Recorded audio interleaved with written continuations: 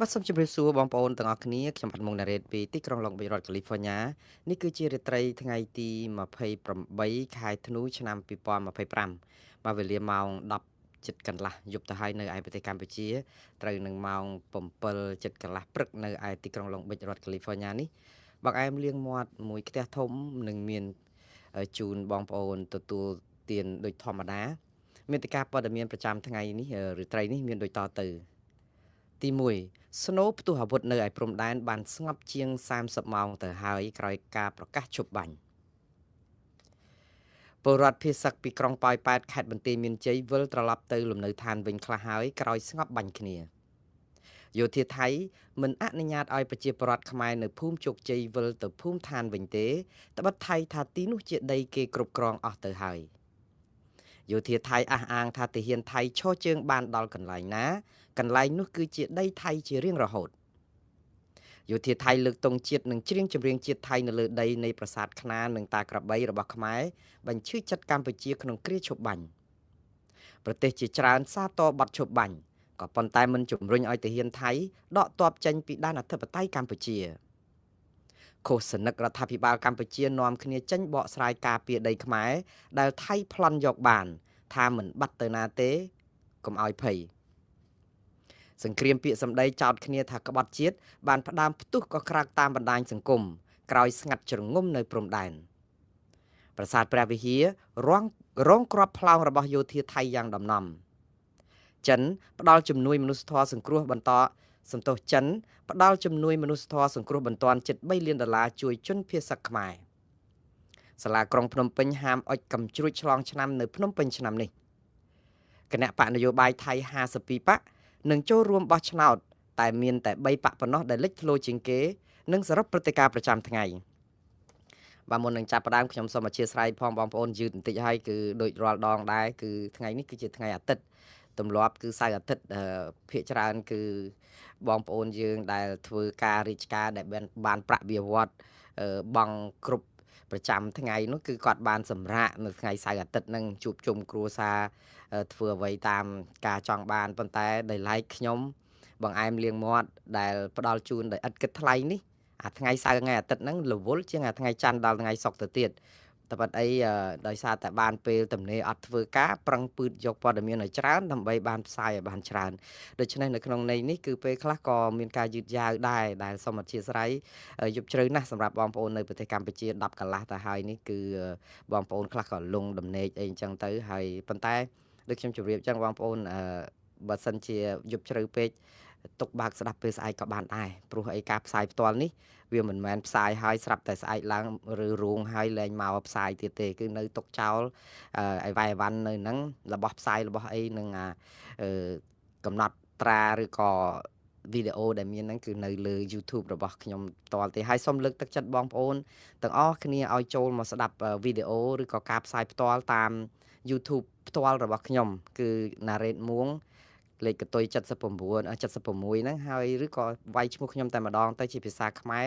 ពេលដែលយើង search នៅក្នុង Google ក៏ឃើញនៅលើគេហ្នឹងហើយគឺ Muang Narrate អក្សរ មដាក់ស្រអ៊ូនឹងងណស្រអារមានបត2ស្រអេនឹងតហ្នឹងហើយ subscribe ឬក៏អីទៅជៀសវាងការដែលជួនកាលបងប្អូនយើងកាត់មកកណាត់ណាខ្លីណានោះទៅមិនបានគ្រប់នៃខ្លឹមសារត្រឹមត្រូវយកដើមឈើពីពីដើមយកមកធ្វើជាព្រៃទៅហើយយកទៅចែកផ្សាយផ្ទាល់បន្តទៀតទៅធ្វើឲ្យពួកឃោសនិកគណៈបកប្រជាជនកម្ពុជានិងរដ្ឋាភិបាលបានដៃវាយប្រហារមួងណារ៉េតអស់ដៃប៉ុន្តែខ្ញុំមិនជារវល់រើសដុំថ្មចោលឆ្កែទេគ្រាន់តែថាពេលខ្លះគឺបើបងប្អូនជួយទៅក៏កាត់បន្ថយកុំឲ្យឆ្កែព្រុសខ្លាំងពេកវារំខានដែរតែយ៉ាងណាឥឡូវកុំឲ្យខាត់ពេលយូរចូលដល់ព័ត៌មានថ្ងៃនេះគឺតកតងនឹងស្នូអាវុធនៅឯព្រំដែនបានស្ងប់ជាង30ម៉ោងទៅហើយក្រោយការប្រកាសឈប់បាញ់នេះគឺជាការដែលត្រេកអរសាទរមួយដែរសម្រាប់បងប្អូនជនភៀសសឹកជាពិសេសហើយនឹងបងប្អូនយោធាយើងនៅឯទល់ដែនដែលបានទទួលដំណេកខ្លះហើយនឹងទទួលទានបាយត្រង់មាត់ព្រោះអី21ថ្ងៃហើយដែលការប្រយុទ្ធតទល់គ្នានេះគឺដល់សាហាវខូខើព្រៃផ្សៃដោយសារតែថៃបាញ់ចិញ្ជ្រុំទម្លាក់គ្រាប់ពីលើយន្តហោះ F16 ផងអាតេ50 ទេហាស់ផងពីក្របបែកចង្កោមផងពី Gripen Fighter Jet ផងពី drone ផងពីក្របផ្លោងគ្រប់ទិសដូច្នេះការនេះគឺវាលំបាកខ្លាំងណាស់សម្រាប់បងប្អូននៅជួរមុខរបស់យើងដូច្នេះពេលដែលស្ងប់ក្របកាភ្លើងនេះក៏វាជាឱកាសដើម្បីឲ្យបងប្អូនបានសម្រាកដូចថាយកកម្លាំងខ្លះដែរព្រោះអីពិបាកច្រើនយប់ច្រើនថ្ងៃហើយម្យ៉ាងទៀតក៏វាជួយសម្រាលបន្ទុកដល់ជនភៀសសឹកយើងមួយចំនួនដែរដែលអាចនឹងវិលត្រឡប់ទៅភូមិឋានវិញបដាហើយដោយសារតែពិបាកណាស់ចាក់ចោលភូមិឋានមកនៅកន្លែងបោះតង់បោះអីនឹងបន្ទប់ទឹកបង្គន់អនាម័យកូនចៅរញ៉េរញ៉ាក់អីវ៉ៃអីវ៉ាន់ចាក់ចោលភូមិឋានមិនដឹងថាតើចោលចូលលួចគាស់ផ្ទះវេទនាលំបាកយ៉ាងណាមួយយ៉ាងភ័យនឹងក្របផ្លោងមួយយ៉ាងព្រួយនឹងបាត់ទ្រព្យព្រោះបើច្រើនវាមិនសូវព្រួយទេសំខាន់គឺវាតិចតួចពេកដល់ពេលគេយកអស់ទៀតទៅវាបានដើមទុនឬក៏បានអីព្រោះកំពុងតែខ្វះខាតស្រាប់ដូច្នេះរឿងនេះក៏ចាត់ទុកថាជារឿងល្អដែរដោយសារតែថ្ងៃនេះគឺជាថ្ងៃទី2ហើយព្រោះអីឈប់បាញ់កាលពីម៉ោង10ម្សិលមិញឥឡូវយើងដល់ម៉ោង12ម្សិលមិញឥឡូវយើងដល់ម៉ោង10យប់វិញទៅហើយអញ្ចឹងបានន័យថាម៉េចជាង30ម៉ោងហើយបងប្អូនចឹងបានន័យចូលដល់ថ្ងៃទី2ហើយយើងតាមមួយថ្ងៃទៀតបានន័យថាចូលដល់ថ្ងៃទី3ចប់គ្រប់72ម៉ោងមិនមានការផ្ទុះអាវុធនោះយើងសង្ឃឹមថាទាហានខ្មែរយើងទាំង18នាក់ដែលយោធាថៃចាប់ជាចំណាប់ខ្មាំងនោះនឹងបានប្រគល់មកវិញដោយសារតែនៅក្នុងកិច្ចទៅថាសេចក្តីថ្លែងការណ៍រួមហ្នឹងមានខមួយដែលក្នុងចំណោម18ប្រការហ្នឹងគឺចែងថាបើសិនជាការផ្ទុះអាវុធនេះគឺស្ងប់នៅក្នុងរយៈពេល72ម៉ោងហើយមិនមែនស្ងប់ដោយសារខាងភាគីថៃទេណាគឺស្ងប់ពីខាងភាគីកម្ពុជាព្រោះថៃគេចោទថាយើងសម្អោចក្នុងខោអញ្ចឹងបើសិនជាស្ងប់អាវុធនឹងបាន72ម៉ោងគឺគេនឹងដោះលែងទាហានកម្ពុជាយើងទាំង18នាក់ឲ្យវិលមកជួបជុំក្រុមគ្រួសារវិញដូច្នេះខ្ញុំក៏បន់ស្រន់សូមឲ្យសំឡេងហ្នឹងក៏ស្ងាត់បាត់ឈឹងអញ្ចឹងរហូតដល់តែថ្ងៃគ្រប់72ម៉ោងទៅព្រោះអីប្រការ11នៃសេចក្តីថ្លែងការណ៍រួមនិយាយថាយោធិនកម្ពុជាចំនួន18រូបនឹងត្រូវបញ្ជូនត្រឡប់មកកម្ពុជាវិញបន្ទាប់ពីបទឈប់បាញ់ត្រូវបានគោរពយ៉ាងពេញលេញនៅក្នុងរយៈពេល72ម៉ោងបាទតាមពិតទៅការគោរព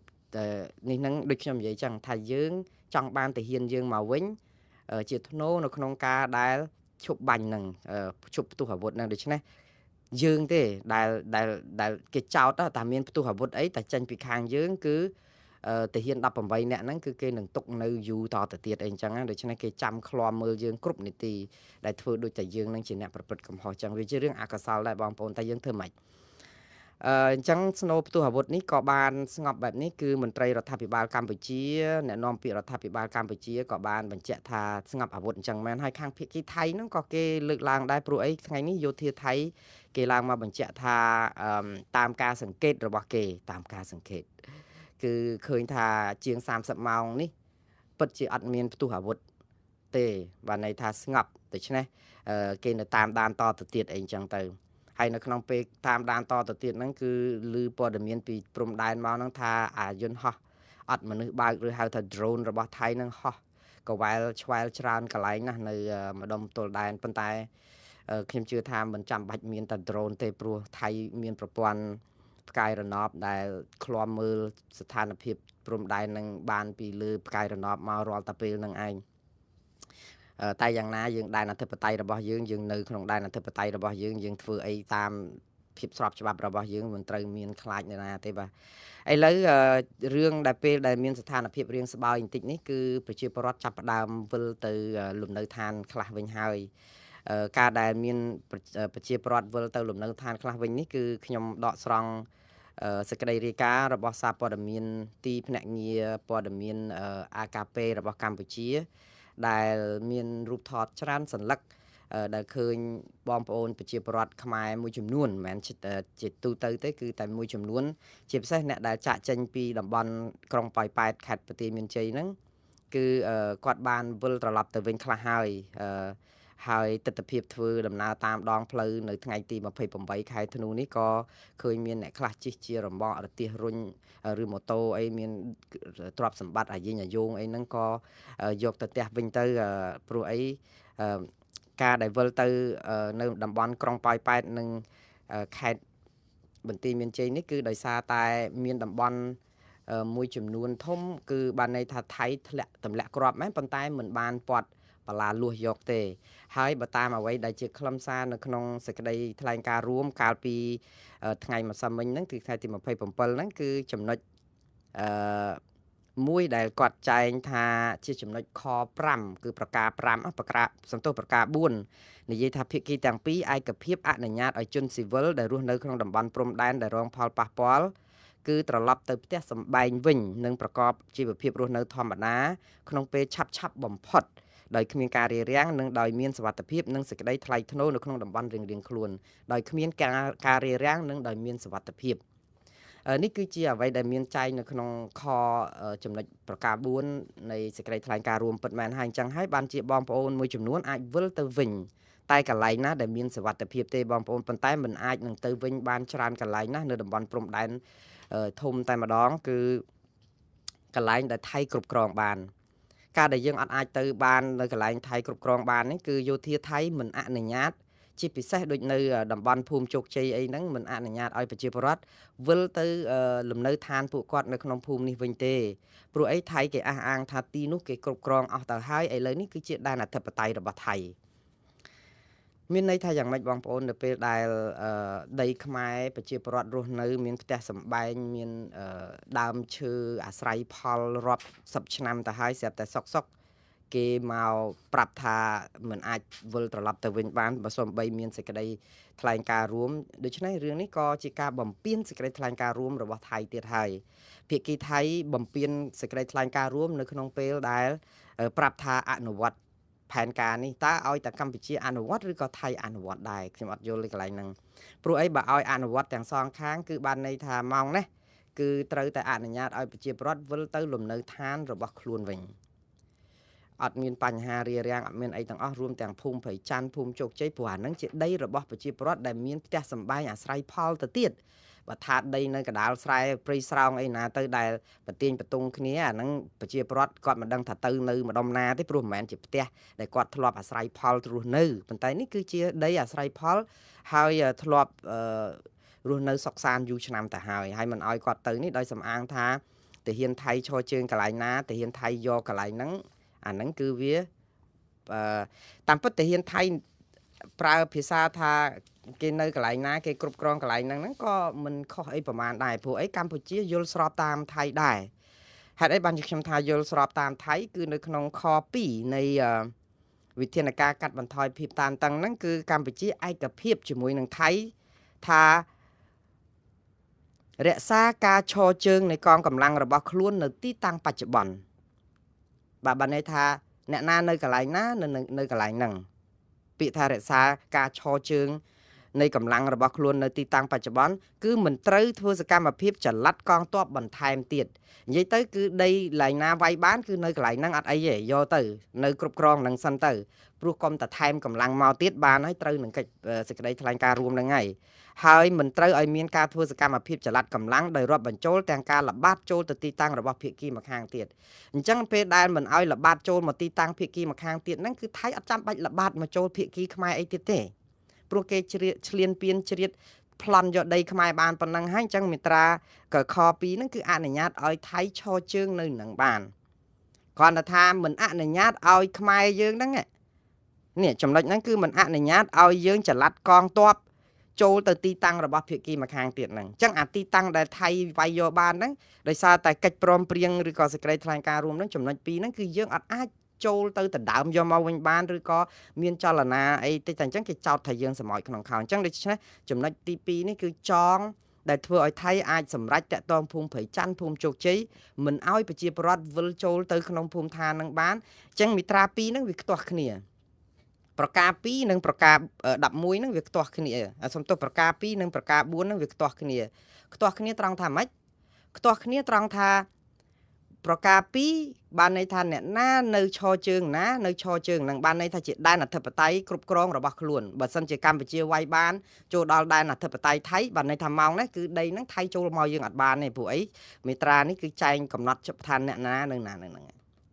ក៏ប៉ុន្តែក្នុងពេលជាមួយគ្នានឹងវាខ្ទាស់គ្នាត្រង់ថាចំណុចប្រការ4ហ្នឹងគឺអនុញ្ញាតឲ្យជនស៊ីវិលអត់មែនយោធាទេ យោធាគឺនៅណានៅហ្នឹងប៉ុន្តែប្រការ4អនុញ្ញាតឲ្យជនស៊ីវិលវិលត្រឡប់ទៅកាន់លំនៅឋានរបស់ខ្លួនវិញទៅតាមសភាពដើមដោយមិនមានការរារាំងដោយផ្ដល់សុវត្ថិភាពហើយផ្ដល់សេចក្តីថ្លៃថ្នូរបានន័យថាគោរពអីឲ្យតម្លៃក្នុងនាមជាមនុស្សមិនប្រព្រឹត្តផ្ដេសផ្ដាសអីចឹងហើយឲ្យគាត់ទៅអាម៉េចឥឡូវបើសិនជាប្រការ4វិលបានភូមិឋានអីចាំបាច់រារាំងអីណាទៅរារាំងប្រជាពលរដ្ឋ640,000 នាក់នេះដែលជំលះឆ្លៀសសំទោសភៀសសឹកពីព្រំដែន7ខេត្តក្រុងនៅឯតំបន់ព្រំដែនហ្នឹងមិនមែនបានន័យថាអ្នកទាំងអស់គ្នានឹងមកពីម្ដុំព្រៃច័ន្ទភូមិជោគជ័យមុំ3ប្រាសាទតាមាន់ធំប្រាសាទតាកបី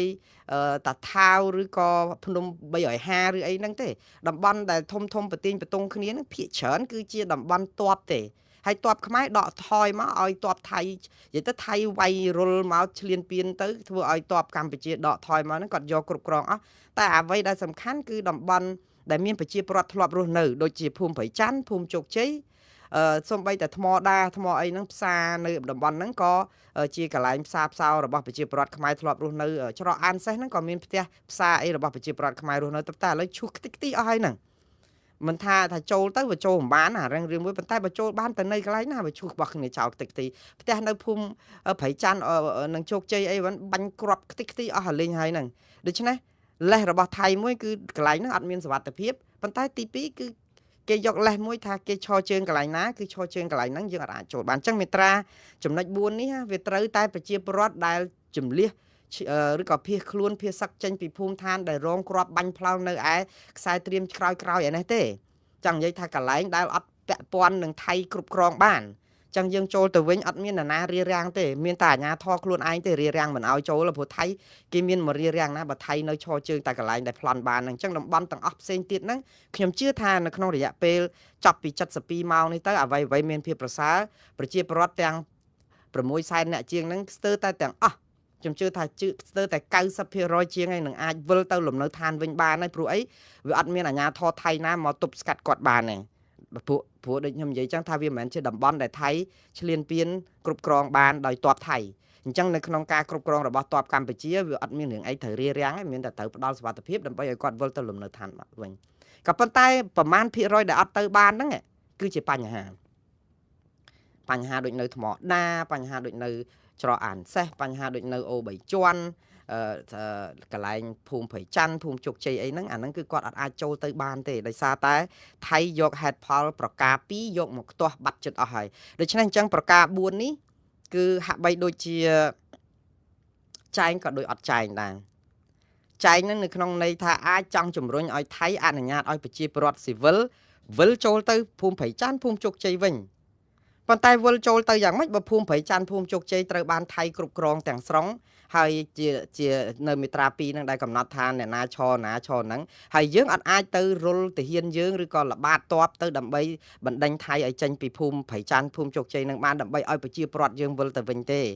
អញ្ចឹងនៅក្នុងន័យហ្នឹងមាត្រា4នេះគឺវាជាការគ្រាន់តែដាក់មកដើម្បីក្នុងន័យថាដាក់សម្ពាធថៃឲ្យជនស៊ីវិលវិលចូលភូមិឋានរបស់គាត់វិញរួមទាំងភូមិព្រៃច័ន្ទភូមិជោគជ័យនិងទីផ្សេងទៀតដូចច្រកអានសេះឬក៏ថ្មដាឬក៏អីគេនៅម្ដុំកាស៊ីណូថ្មដាអីហ្នឹង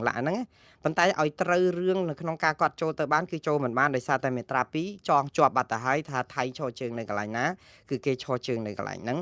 ហើយគឺជាការទៀមទារបស់គេបានបើសិនជាបើខ្មែរយើងវាយបានដីថៃឲ្យបានច្រើននៅក្នុងពេលហ្នឹងអាហ្នឹងជាសំណាងភ័ព្វដែរមួយថាយើងគ្រប់គ្រងដីទាំងអស់ហ្នឹងថៃអត់អាចរុលចូលមកទេយើងដោយសារសេចក្តីថ្លែងការណ៍រួមហ្នឹងទប់ការពារមិនឲ្យទ័ពថៃល្បាតចូលមកទៀមទាដីដែលយើងដណ្ដើមពីថៃវិញបានប៉ុន្តែដល់ពេលចេញសេចក្តីថ្លែងការណ៍រួមនេះវាហាក់បីដូចជាបានប្រយោជន៍ទៅថៃច្រើនជាងយើងព្រោះអីថៃគេដណ្ដើមពីយើងបានប៉ុន្តែបងប្អូនខ្ញុំនិយាយថាដណ្ដើមពីយើងបាននេះវាគ្រាន់តែជាអ្វីដែលជាការអះអាងរបស់ទាហានថៃទេណាបងប្អូនយោធាថៃទេណាមកដល់ម៉ោងនេះក្រសួងការពារជាតិកម្ពុជាអត់ទាន់និយាយអីមួយម៉ាត់សោះពីរឿងដែនអធិបតេយ្យរបស់កម្ពុជាទាំងអស់នេះដែលថៃបានគ្រប់គ្រងហ្នឹងគឺក្រសួងការពារជាតិមិនច្រានចោលហើយក៏មិនទទួលយកដែរនិយាយទៅគឺទេក៏មិនទេបាទឬចាស់ក៏មិននិយាយដែរចង់និយាយថាសុកចិត្តនៅស្ងៀមជាជាងស្រដីតាពីជ័យខ្ចីជាជាងតនីមុតទុកឲ្យប្រជាពលរដ្ឋនឹងនាំគ្នាពុលតាមបណ្ដាញសង្គមហើយចាំចោតថាផ្សាយព័ត៌មានបំពុលទៅប៉ុន្តែក្រសួង សម័យដែលជាមេបាជាម៉ែឪដែលអាចនឹងបង្ហាញព័ត៌មានភ្លាមពេលដែលថៃចាប់ផ្ដើមសរសេររបាយការណ៍គេភ្លាមមកថាគេគ្រប់គ្រងបានតំបន់នេះតំបន់នោះយើងគួរតែលើកមកមួយចំណុចហើយវាយបកទៅគេវិញដើម្បីអីឲ្យប្រជាពលរដ្ឋខ្មែរទូទៅនឹងបានដឹងថានេះការពិតវាអញ្ចឹងក្រសួងការពារជាតិយើងនិយាយចេះថៃគេនិយាយចឹងមែនហើយដល់ពេលឥឡូវគឺអត់និយាយអីសោះហើយគាត់គិតថាការមិននិយាយអីសោះមិនទទួលស្គាល់ឬក៏មិនបដិសេធហ្នឹងអាចនឹងបានប្រយោជន៍នៃការមានមន្ទិលឲ្យប្រជាពលរដ្ឋនៅវល់សង្ស័យចឹងទៅអាចថាមានព័ត៌មានណាដែលជារបៀបប្រជាពិធទៅគេចេះតែប្រាប់ថាអត់អីទេនៅទេខ្មែរយើងគ្រប់គ្រងបានទាំងអស់ជឿទៀតទៅព្រោះអីក្រសួងអត់បាននិយាយអីប៉ុន្តែនៅក្នុងអាសម័យបច្ចេកវិទ្យាព័ត៌មានវិទ្យានេះណាអានៅស្ងៀមជាងស្រដីនេះណាវាទៅជាគេហៅមិននិយាយស្អីមានន័យថាយល់ព្រមទៅវិញណានៅក្នុងន័យអញ្ចឹងព្រោះអីយើងត្រូវតែទាត់ចោលព័ត៌មានគេហើយអត់មានអីត្រូវមិនទាត់ចោលទេគេថាគ្រប់គ្រងប្រាសាទតាកបីយើងចេញសេចក្តីថ្លែងការណ៍មកផាំងអត់អាចគ្រប់គ្រងប្រាសាទតាកបីនឹងទេកម្ពុជាគ្រប់គ្រង 100% ហើយបើថៃគ្រប់គ្រងប្រាសាទតាកបីកោលទោសថៃភ្លាមហើយទាមទារឲ្យថៃផ្ដាល់ប្រាសាទតាកបីមកវិញហើយដាក់ប្តឹងថៃទៅតុលាការយុត្តិធម៌អន្តរជាតិដើម្បីទាមទារប្រាសាទតាកបីនឹងភ្លាមអាហ្នឹងបានជាចំណាត់ការទាយកមកវិញប៉ុន្តែបើសិនជាយើងអត់និយាយអីសោះហើយយើងរំពឹងថាអាហ្នឹងជារបស់កម្មសិទ្ធិរបស់យើងនៅដដែលខ្ញុំជឿថាវាធ្វើឲ្យប្រជាពលរដ្ឋរកម្មចិត្តហើយដល់ពេលហើយប្រឡែងខុសសនឹករបស់ខ្លួនចាប់ផ្ដើមមកវាយប្រហារអ្នកផ្សាយព័ត៌មានពីរឿងហ្នឹងចោទគ្នាថាក្បត់ជាតិអីចឹងទៅក្បត់ជាតិនៅពេលដែលយើងការពារអ្វីដែលយើងមានកុំឲ្យគេលួចទៅជាក្បត់ជាតិដល់អ្នកដែលមិនទទួលស្គាល់ថារបស់គេលួចបានហើយការពារប្រាប់ថាហ្នឹងគេមិនលួចបានវាទៅជាអ្នកស្នេហាជាតិខ្ញុំអត់យល់កន្លែងហ្នឹងមួយគឺពិភពកលបចៈមែនតើនៅស្រុកខ្មែរយើងខ្ញុំអត់យល់ដែរមិនដឹងថាតើ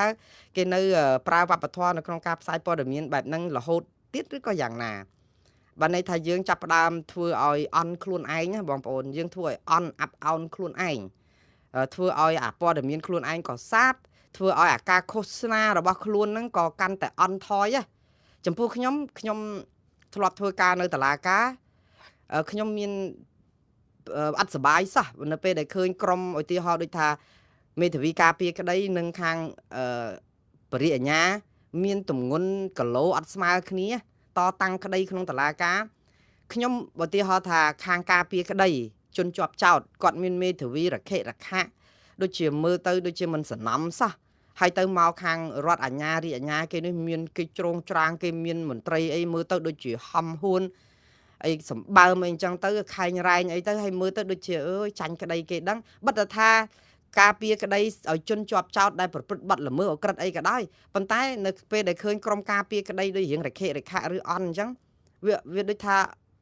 ដំណើរយុត្តិធម៌ហ្នឹងវាអត់មានភាពល្អប្រសើរហើយការដែលកាត់ក្តីហ្នឹងវាអត់ល្អមើលអត់ដូចថាវាមិនបានផលអីព្រោះអីមួយខាងនោះដូចជាកម្លាំងខ្លាំងពេកហើយមួយខាងទៀតនោះគឺអន់មែនតើខ្ញុំអត់ចង់ឃើញអញ្ចឹងទេបងប្អូនការតស៊ូមតិដូចគ្នាអញ្ចឹងនៅក្នុងបណ្ដាញផ្សព្វផ្សាយខ្ញុំអត់ចង់ឲ្យឃើញក្រុមគណៈបកកណ្ដាលអំណាចឬរដ្ឋាភិបាលកម្ពុជាជ្រើសរើសវិធីអន់ពេកដល់ពេលអន់ពេកអញ្ចឹងទៅវាធ្វើឲ្យអាគីឡូហ្នឹងវាស្រាលពេកដល់ទៅមកតបគ្នាជាមួយនឹងក្រុមប្រឆាំងនៅក្រៅប្រទេសអីអញ្ចឹងវាគីឡូស្រាលពេកទៅធ្វើឲ្យយកអាការជេរបតិចផ្ដាសាគ្នាធ្វើជាការដោះស្រាយបញ្ហាវាខ្វះសិលធម៌ខ្វះគុណធម៌ខ្វះវិជ្ជាជីវៈអីសពបែបយ៉ាងហើយចេះតែលៀបពណ៌ជេរបចោគ្នាអញ្ចឹងទៅហើយដដែលនិយាយទៅគឺដដែលធ្វើដដែលហ្នឹងដូចថាធ្លាប់ធ្វើបានផលតែឥឡូវហ្នឹងនៅតែធ្វើអញ្ចឹងទៀតហើយរំពឹងថាបានលទ្ធផលដូចដើមអញ្ចឹងទៅដល់ពេលអញ្ចឹងខ្ញុំមើលឃើញទៅខ្ញុំអាណិតនៅក្នុងន័យថាហេតុអីបានហាក់អាសូរទៀតថាបានជាគេជ្រើសរើសយកវិធីអញ្ចឹងណាដើរជេរបតិចផ្ដាសាគេនឹងរហូតហើយទៅថាឌីលគេនឹងជន់ក្បត់ជាតិអីលាក់នឹងលាក់អ្នកណាក្បត់ជាតិឲ្យប្រកាសអ្នកណាក្បត់ជាតិឲ្យប្រកាសចង់និយាយថាម៉ោងនេះគឺអត់មានម៉ោងនេះអ្នកដែលទទួលខុសត្រូវខ្ពស់បំផុតនៅក្នុងប្រវត្តិសាស្ត្រកម្ពុជាគឺរដ្ឋាភិបាលកម្ពុជាដឹកនាំដោយលោកហ៊ុនម៉ាណែតនេះគឺជាអ្នកទទួលខុសត្រូវខ្ពស់បំផុតដែរបានអ្វីអត់អ្វីគឺជាការទទួលខុសត្រូវហើយកុំទៅដើរប្រាប់គេថាអ្នកខាងក្រៅនឹងជាក្បត់ជាតិវាអត់មាននរណាមើលឃើញបែបហ្នឹងទេហើយបើយើងថាបែបហ្នឹងគឺយើងកំពុងតែកាយកប់ត្រឡប់ជន់ដើម្បីកែប្រែឲ្យប្រជាពលរដ្ឋមកខឹងសម្បាទៅអ្នកដែលនៅខាងក្រៅដែលអត់ដឹងអីវិញគ្រាន់តែនិយាយព័ត៌មាន ខ្លួនឯងធ្វើប្រព្រឹត្តមកអត់ប្រឹងមើលគេណាទៅវិញអញ្ចឹងឯងបានខ្ញុំនិយាយថាគីឡូហ្នឹងវាអត់ត្រូវគ្នាសោះហើយខ្ញុំមិនចង់បានអញ្ចឹងឯងវាអន់ពេកខ្ញុំចង់ឲ្យខាងឃោសនិករបស់រដ្ឋាភិបាលហ្នឹងឲ្យវាមានសុជីវធម៌មានសេចក្តីថ្លៃថ្នូរហើយមានដូចថាគោលដៅពិតប្រាកដច្បាស់លាស់ជាងការយកការជេរបតិចលៀបពណ៌ស្អីអញ្ចឹងហើយចាត់ទុកថាខ្លួនឯងគ្រាន់បើអាហ្នឹងគឺខ្ញុំថាអត់បានផលទេខ្ញុំនិយាយនេះយកតែប៉ុននេះព្រោះអីពេលខ្លះបងប្អូនចេះតែដូចថាឃើញអញ្ចឹងទៅចេះតែ share ព័ត៌មានហ្នឹងឲ្យខ្ញុំមើលខ្ញុំចេះតែប្រាប់ថាឈប់ទៅរវល់ឬរំថ្មចោលឆ្កែអញ្ចឹងយើងអាចដោះស្រាយបញ្ហាឲ្យបានអ្នកណាដែលមិនចូលចិត្តហ្នឹងប្លុកខ្លះទៅអូសម្លងខ្លះទៅកុំឲ្យឈឺឲ្យបើមិនអញ្ចឹងទេ report ខ្លះទៅរាយការណ៍ស្អីខ្លះទៅដើម្បីឲ្យគេចាត់ការទៅបើមិនចូលចិត្តអីអញ្ចឹងណាតែកុំទៅយកពាក្យពេចន៍អីទៅវាយប្រហារអីវិញនោះខាត់ពេលណាអត់ប្រយោជន៍ព្រោះអីយើងអាចតតាំងគ្នាជាមួយមនុស្សនឹងមនុស្សនៅពេលដែលយើងនិយាយជាមួយសត្វយើងនិយាយស្ដាប់គ្នាអត់បានទេបងប្អូនអញ្ចឹងយើងទៅខាត់ពេលបែបនេះអូយកុំហើយកុំយកយុទ្ធសាស្ត្របែបហ្នឹងយកមកប្រើវាអត់បានប្រយោជន៍ទេហើយខ្ញុំក៏លើកទឹកចិត្តឲ្យអ្នកដែលជាសត្វហ្នឹងសុំធ្វើខ្លួនឲ្យជាមនុស្សខ្លះទៅព្រោះអីវាទាបពេកឥឡូវចូលដល់រឿងតាក់ទងនឹងថៃគេថាគេនៅណាគេនៅនឹងថ្ងៃនេះគឺយោធាថៃគេឡើងមកប្រកាសជាអលរឹក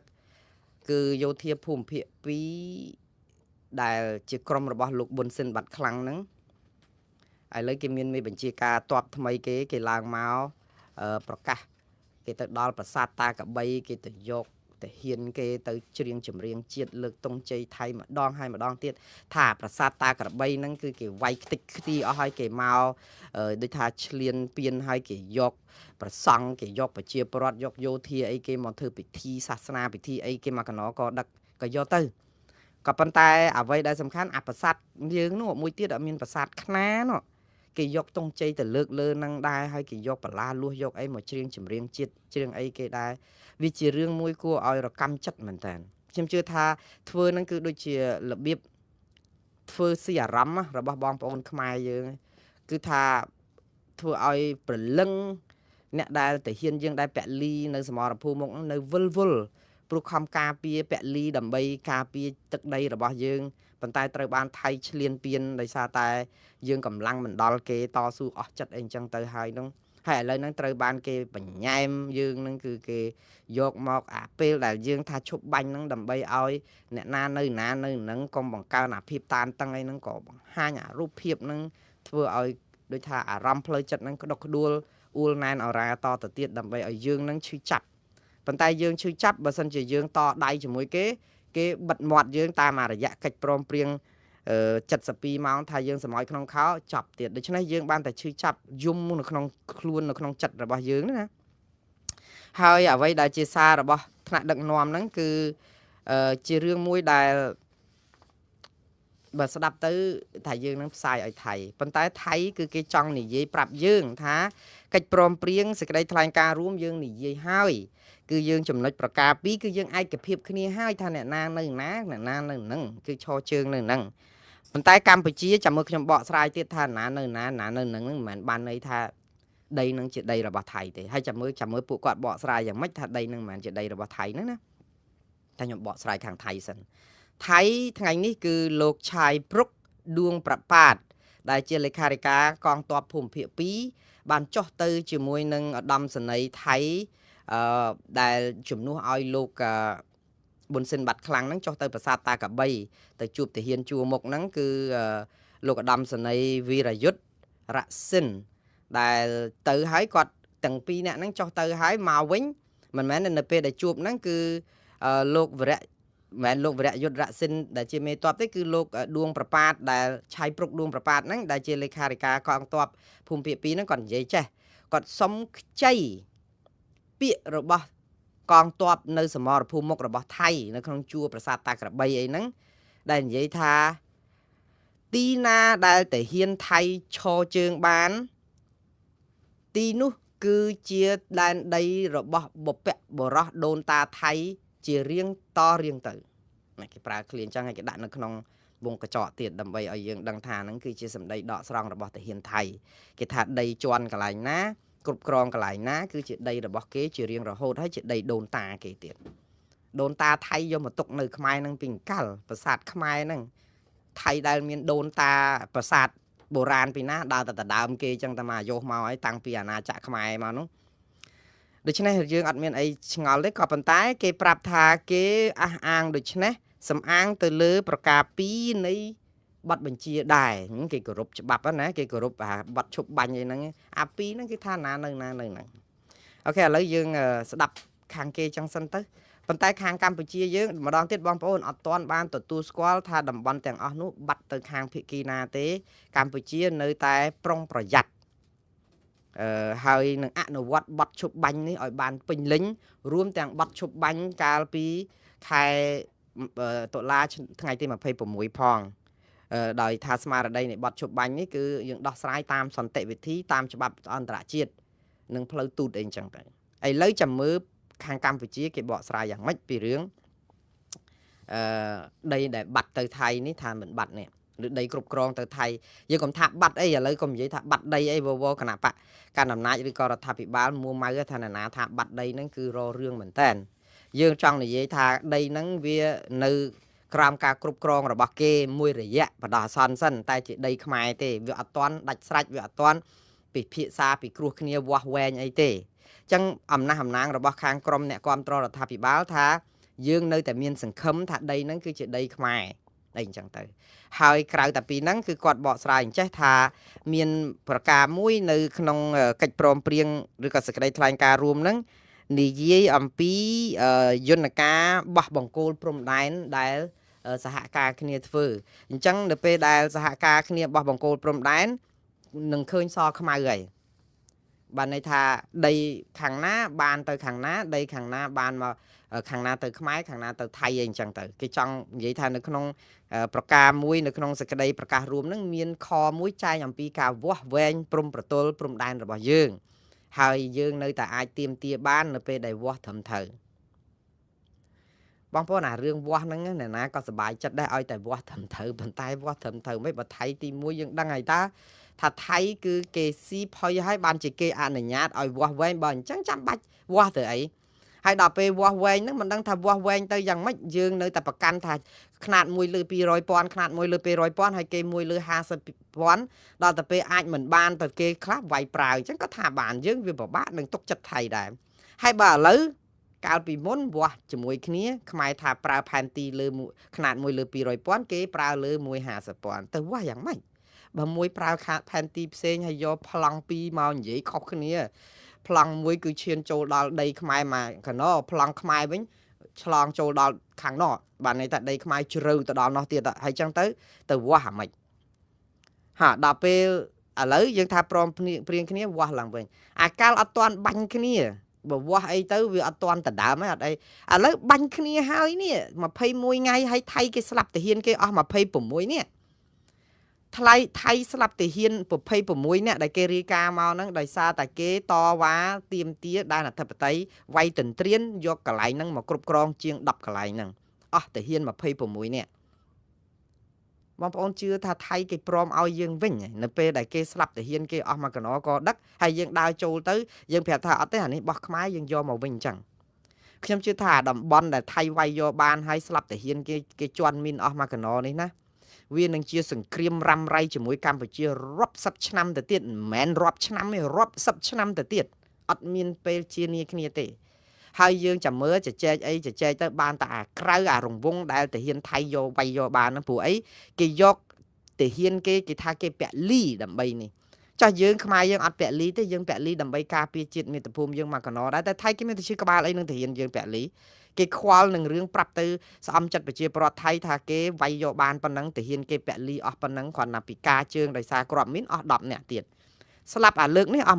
26ស្លាប់អាលើកមុនអស់ជាង10នាក់ទៀតអញ្ចឹងសរុបទៅប្រមាណហើយ50នាក់ហើយនឹងគ្រាន់តែទាហានថៃដែលស្លាប់នៅក្នុងសមរភូមិដើម្បីទាមទារអាដីទាំងអស់ហ្នឹងដែលគេគិតថាដីដូនតាគេតាំងពីជំនាន់ណាមកដែលខ្មែរយើងឈ្លានពាន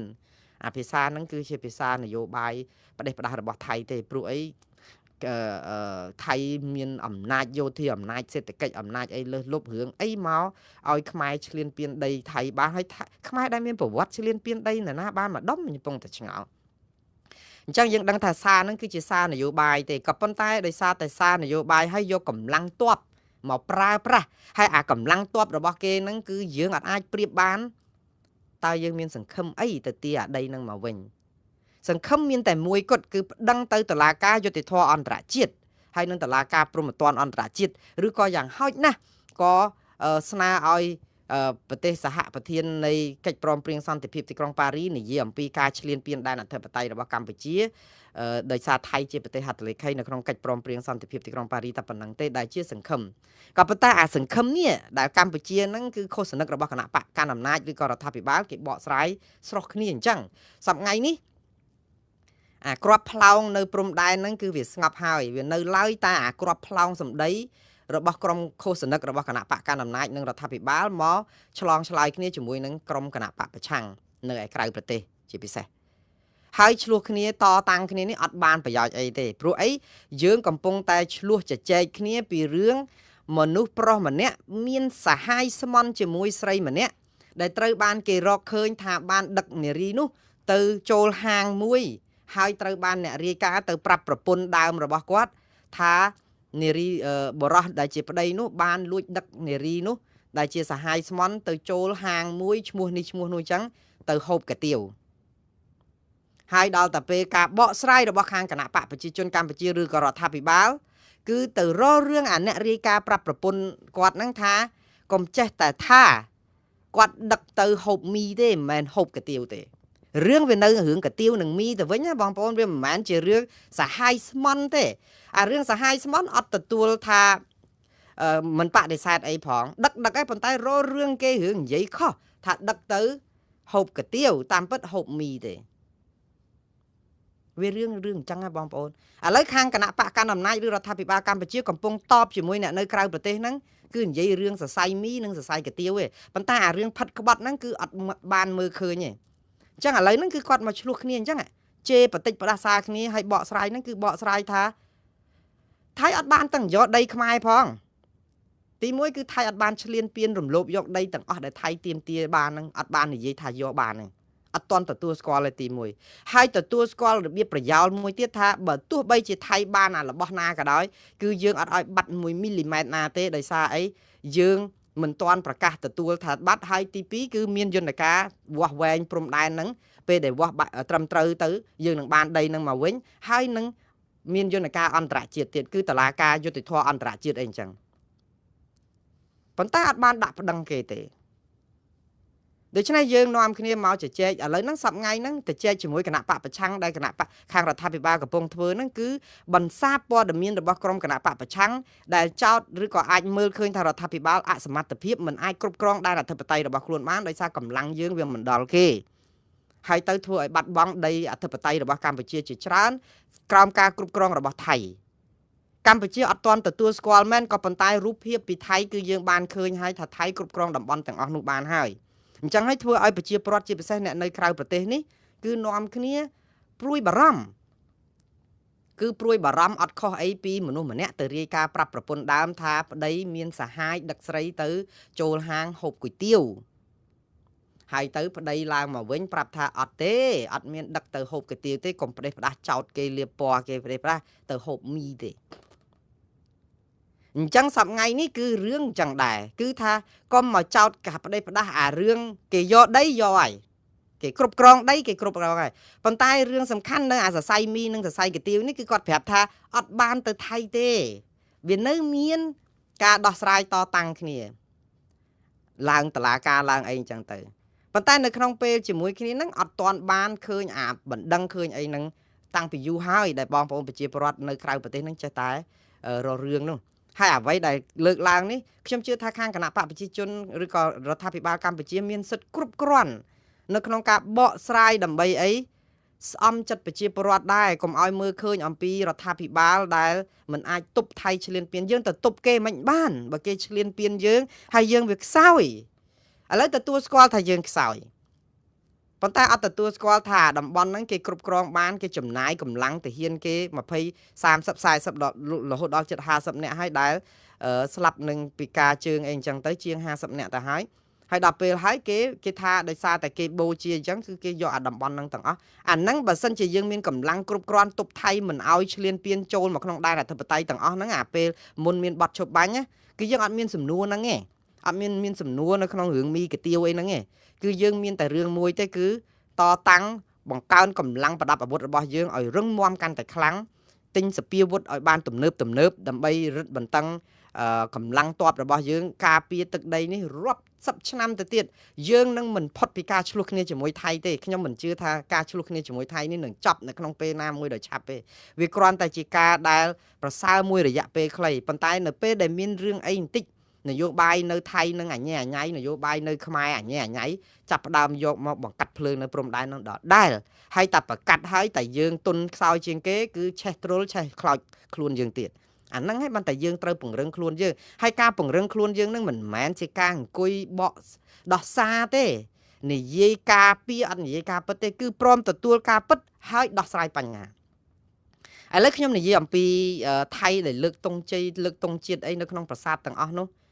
យើងជឿចាប់បងប្អូនអ្នកណាក៏ដឹងតែជឿចាប់តែឥឡូវជឿតាមខាងមន្ត្រីឃោសនិកឬក្រុមឃោសនិករបស់គណៈបកកណ្ដាលអំណាចឬក៏រដ្ឋាភិបាលកម្ពុជាសិនទៅឆាប់ចប់ដោយសារពួកគាត់ក៏ជឿចាប់ដូចយើងដែរ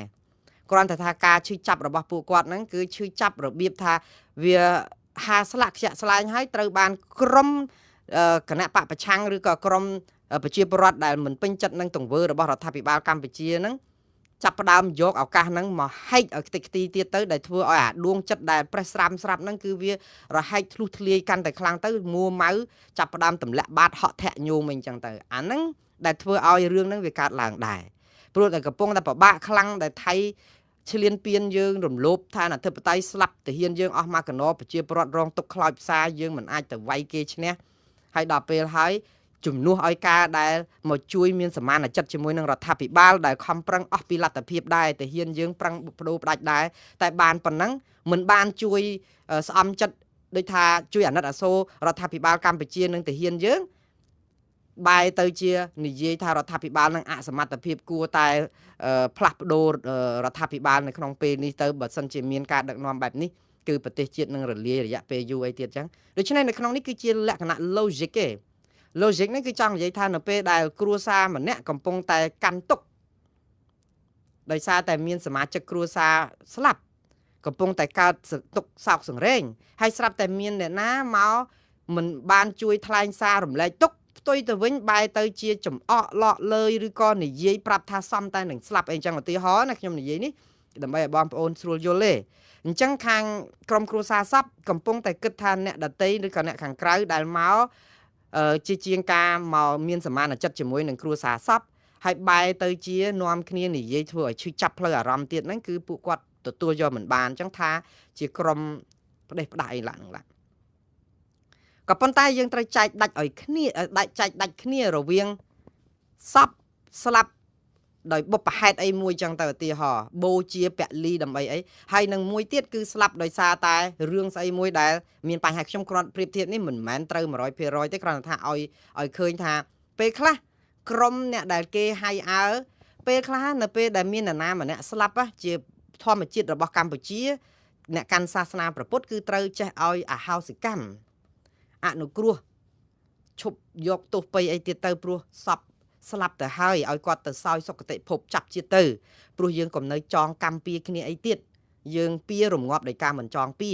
មិនចងកម្មពៀនឹងគ្នាអានេះគឺជាការព្រានប្រដៅរបស់ព្រះពុទ្ធនៃដងឧត្តមនៃយើងតើអ្នកដែលកាន់សាសនាព្រះពុទ្ធសាសនាដទៃក៏គេឲ្យធ្វើអញ្ចឹងដែរក៏ប៉ុន្តែនៅពេលដែលអ្នកស្លាប់ដែលបង្កគេអាសោចមួយចំនួនអញ្ចឹងបងប្អូនដែលទៅចូលរួមអាចនឹងចូលរួមបុណ្យសពនឹងមែនហើយក៏ប៉ុន្តែនៅក្នុងពេលជាមួយគ្នានឹងបែរទៅជាគិតថាឲ្យតែបានស្លាប់ទៅវិញវាមានរឿងច្រើនណាស់បងប្អូននៅលើโลกហ្នឹងខ្វះអីនៅពេលដែលលោកសាដាមហ៊ូសេនឬក៏ហ្គាដាហ្វីបានស្លាប់ចឹងក្រុមដែលគ្រប់គ្រងលោកសាដាមហ៊ូសេននិងហ្គាដាហ្វីគេនាំគ្នាកោតទុកគេកាន់ទុកគេស្អីចឹងទៅប៉ុន្តែក្រុមអ្នកដែលចង់ឲ្យពួកគាត់ស្លាប់ហ្នឹងជប់លៀងច្រៀងរាំបាញ់កំភ្លើងកញ្ជ្រួចអីចឹងទៅអបអរសាទរអាហ្នឹងគឺវាដោយសារអីដោយសារតែកាលតែនៅដឹកនាំហ្នឹងវាមានបញ្ហាចឹងបានជាមនុស្សមួយចំនួនគឺមានអារម្មណ៍បែបហ្នឹងតែឥឡូវវិលមករឿងយើងដោះស្រាយការពារអីមិនអីទេរដ្ឋាភិបាលកម្ពុជាម៉ោងនេះរឿងដែលលំបាកបំផុតដែលត្រូវដោះស្រាយគឺការស្អំចិត្តប្រជាពលរដ្ឋឲ្យព្រមទទួលយកថាយើងប្រឹងប្រែងអស់ពីលទ្ធភាព ហើយយើងមិនឲ្យថៃយកដីខ្មែរបានសំបីតែ1មីលីម៉ែត្រណាទេបើតែថាឥឡូវនេះថៃគ្រប់គ្រងបានតំបន់ជាច្រើនក៏ដោយប៉ុន្តែនឹងបដូរផ្ដាច់មិនឲ្យថៃយកទឹកដីខ្មែរបានសំបីតែ1មីលីម៉ែត្រណាហើយសារនេះណារដ្ឋាភិបាលជាងជេរបតិចផ្ដាសាវាយបកទៅខាងក្រមប្រឆាំងណាខ្ញុំថាគួរតែដូរសាររបស់ខ្លួនវិញទៅអញ្ចឹងថារដ្ឋាភិបាលកម្ពុជាមានគោលការណ៍ចាក់ស្ដែងដូចតទៅឧទាហរណ៍ខ1នឹងត្រូវតែប្តឹងទៅតុលាការព្រហ្មទណ្ឌអន្តរជាតិនិងតុលាការយុត្តិធម៌អន្តរជាតិក្នុងរយៈពេល3ខែទៅមុខទៀតនេះឲ្យខាងតែបានទោះក្នុងតម្លៃណាក៏ដោយដើម្បីទាមទារការរំលោភបំពានឈ្លានពានរបស់ថៃលើដែនអធិបតេយ្យកម្ពុជានិងទាមទារទឹកដីអធិបតេយ្យដែលថៃអះអាងថាបានយកមកពីកម្ពុជាប៉ុន្តែរឿងដាក់ពាក្យប្តឹងឬក៏មិនប្តឹងនេះណាគឺផ្ដើមចេញពីរដ្ឋាភិបាលខ្លួនឯងទទួលស្គាល់សិនអានេះក៏ជាកំបិតចិត្តដងដែរយើងអាចប្តឹងថៃបានតែក្នុងករណីថាដីតំបន់ហ្នឹងថៃត្រួតត្រាបានអស់ហើយជាដីខ្មែរពីមុនតែថៃយកនៅពេលដែលវាយគ្នាក្នុងរយៈពេល21ថ្ងៃនិងវាយគ្នាកាលពី4-5ថ្ងៃកាល24ដល់28នោះទៀតទាល់តែយើងហ៊ានទទួលស្គាល់ការពិតតើរដ្ឋាភិបាលហ៊ានទេរដ្ឋាភិបាលអត់ហ៊ានទទួលស្គាល់ការពិតថាតំបន់ប្រាសាទតាមាន់តូចតាមាន់ធំតាក្របីភ្នំទ្រាប់ឬតំបន់ទាំងអស់ដែលថៃថាគ្រប់គ្រងបាននឹងថាជារបស់ថៃគ្រប់គ្រងប៉ុណ្ណឹង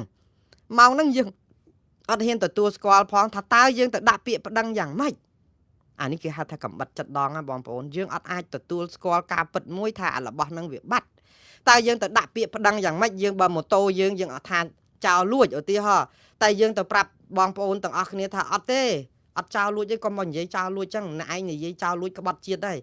ព្រោះម៉ូតូគឺជាម៉ូតូរបស់យើងកម្មសិទ្ធិរបស់យើងហើយយើងទៅដាក់ពាក្យប្តឹងមិនបើសាកសីនៅជុំវិញតែគេថាម៉ូតូនឹងចោលលួចហើយចោលលួចតែតើនោះជិះទៅហើយនោះឃើញគេយកទៅជិះសញ្ញែងយើងមកហើយតែយើងនាំគ្នាមកវាយផ្ទះកាភ្លៀងសាកសីរស់ឬក៏អីសំបីតែម្ចាស់ខ្លួនដែលអ្នកដាក់ពាក្យប្តឹងក៏អត់តតទទួលស្គាល់ថាអានឹងចោលកំពុងតែយកទៅប្រើហើយហ្នឹងសួរថាពេលដែលចោលលួចរបស់យើងវាជារបស់ចោលមែននៅក្នុងពេលឥឡូវគឺជារបស់ចោលហើយជាការពិតវាលែងជារបស់យើងមួយរយៈហើយព្រោះអីទៅចូលដល់ដៃចោលប៉ុន្តែយើងបានវិញគឺនៅពេលដែលយើងប្តឹងចោលនេះគឺជាលក្ខខណ្ឌសត្យានុម័តអត់ប្របាក់មើលប្របាក់យល់អីសោះហេតុអីបានយើងនាំគ្នាឆ្លោះគ្នាខ្ញុំកំពុងតែឆ្ងល់ហេតុអីបានជារឿងសាមញ្ញអញ្ចឹងយើងចាំបាច់នាំគ្នាបញ្យល់ឲ្យខាតពេលហើយចាំបាច់មកជេរគ្នាឲ្យខាតពេលទៅអីខ្ញុំកំពុងតែឆ្ងល់ហើយហេតុអីបានជាអ្នកដែលស្រែកថាចោលលួចរបស់ទៅជាជនក្បត់ជាតិទៅវិញហេតុអីបានជាគេស្រែកប្រាប់ថារបស់បាត់ហើយប្តឹងទៅអីខ្ញុំជួយប្តឹងក៏បានដែរខ្ញុំជួយប្តឹងខ្ញុំជួយដាក់ពាក្យប្តឹងឲ្យបើសិនជាខ្លាចចិត្តចោលអីអញ្ចឹងខ្លាចចោលមករករឿងអីទៀតតែខ្ញុំអាចជួយដាក់ពាក្យប្តឹងឲ្យព្រោះខ្ញុំអត់ខ្លាចចោលទេយើងថាកុំរបស់ហ្នឹងអត់បាត់ទេណែប្រយ័ត្នចោតថាក្បត់ជាតិព្រោះអីរបស់អត់តាន់បាត់ហងមកចោតថាបាត់ប៉ុន្តែនៅពេលដែលស្ថិតនៅក្នុងដៃគ្រប់គ្រងរបស់ចោលគឺបានន័យថារបស់ហ្នឹងគឺនឹងបាត់បង់ហើយបើសិនជាយើងអត់ប្តឹងព្រោះកម្មសិទ្ធិនៅក្នុងការទាមទារគឺតតែយើងប្តឹងបើអត់ប្តឹងបានន័យថាយើងទទួលស្គាល់ថាអាហ្នឹងមិនមែនរបស់យើងទេគ្រោះថ្នាក់ណាបងប្អូនគ្រោះថ្នាក់មែនតើអញ្ចឹងបានខ្ញុំសូមផ្ដាំផ្ញើទៅឃោសនិករបស់រដ្ឋាភិបាលកម្ពុជាខ្ញុំនិយាយយកតែប៉ុនទេខ្ញុំជឿថាអស់លោកក៏ស្រឡាញ់ជាតិមិនតិចជាងពួកខាងគណៈបកប្រឆាំងនៅក្រៅប្រទេសអីនឹងប្រមាណដែរទេសិតតែប្រឹងការពារដើម្បីជាតិណាល្អហើយស្រឡាញ់ជាតិដូចគ្នាអញ្ចឹងយើងមានទិសដៅតែមួយតែហេតុអីបានតែយើងមើលរឿងនឹងមិនឃើញដូចគ្នាហើយទៅថាអ្នកដែលរករឿងតវ៉ាឲ្យដើម្បីបានដីទាំងអស់នឹងមកគ្រប់គ្រងវិញទៅជាគេក្បត់ជាតិ